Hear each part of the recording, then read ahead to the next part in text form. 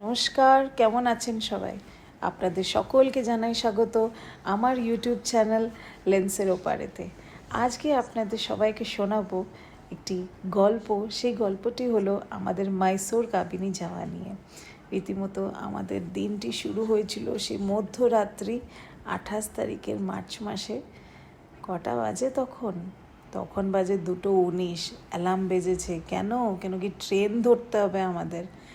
মুখটা দেখছেন কেমন জল করছে। কেন কি বেড়াতে যেতে হবে, যে এত দিন বাদে কর্মজীবন থেকে একটুখানি সময় চুরি করে নিয়ে দুই কর্তাগিন্নিতে মিলে বেড়াতে যাব। তাতে করে স্নান করে পুজো করে নিচ্ছি। ঠাকুর যেন আমাদের যাত্রাটি খুব শুভ করুক, আর সব যেন বড্ড শুভ শুভ হোক।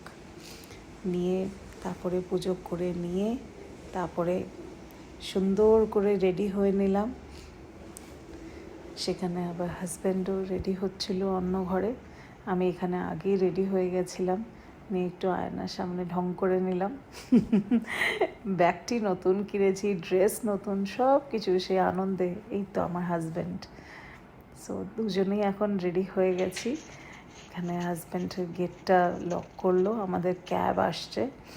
তখন বাজে অলমোস্ট 4:30, তখন ক্যাবটি আসছে। ক্যাব আমরা আগের দিন রাত্রেই বুক করে রেখেছিলাম, যাতে কোনো অসুবিধা না হোক আর্লি মর্নিং। তো ক্যাব একদম সময় মতো চলে এসছে। আর এখানে চেন্নাইয়ের ট্রাফিক অফিস টাইমেই বেশিরভাগ পাওয়া যাবে, এমনি আর্লি মর্নিংয়ে কোনো ট্রাফিক থাকে না। তাই ক্যাব আমাদের একদম পক্ষীরাজের মতো করে উড়িয়ে নিয়ে গেছে। এই তো চলে এসছে আমাদের ড্রাইভার সাহেব। তখন বাজে 4:30 একদম, আর আমরা 5:02-তে আমাদের চেন্নাই সেন্ট্রাল পৌঁছে গেছি। এবার এগিয়ে চলেছি আমাদের ট্রেনের দিকে। ট্রেনটি হলো বন্দে ভারত এক্সপ্রেস, যেটি ছাড়বে 5:50-এ। 8 নম্বর প্ল্যাটফর্ম থেকে এটা ছেড়েছিল চেন্নাই সেন্ট্রাল থেকে। বন্দে ভারত আগেই দিয়ে দিয়েছে। আমরা এবার এগিয়ে চলেছি। আমাদের সিট ছিল C4-এ। তো অনেকটাই হাঁটতে হয়েছিল, কিন্তু এই ভোরবেলা সে একটা ঠান্ডা ঠান্ডা লাগে। এই চেন্নাইতে এখন ভীষণ গরম পড়েছে। ব্যাস ট্রেনে উঠে পড়েছি।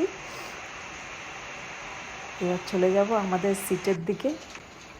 তখনও কোনো লোকজন আসেনি, অল্প কিছু লোকজন এসেছিল, কিন্তু যেইভাবে সময় পার হতে গেছে আস্তে আস্তে করে পুরোটা বগি একদম ফুল হয়ে গেছে। ব্যাস চলে এসেছি আমাদের সিটের দিকে। সিটটা বেশ ভালো ছিল দুজনের জন্য বসার জন্য, একদম পারফেক্ট, একদম ঘা চকচকে ছিল ট্রেনটা। সার্ভিস খুব ভালো বন্দে ভারতে। হাজব্যান্ড হাই করে দিচ্ছে। আমাদের সমস্ত লাগেজ উপরে রাখা হয়ে গেছে। এবার নেক্সট গল্প আপনাদের শোনাবো বন্দে ভারত এক্সপ্রেসে আমরা কীরকম সার্ভিস পেলাম, আর আমাদের যাত্রাটা চেন্নাই থেকে মাইসোর কেমন ছিল। আপনারা সবাই ভালো থাকবেন। টাটা।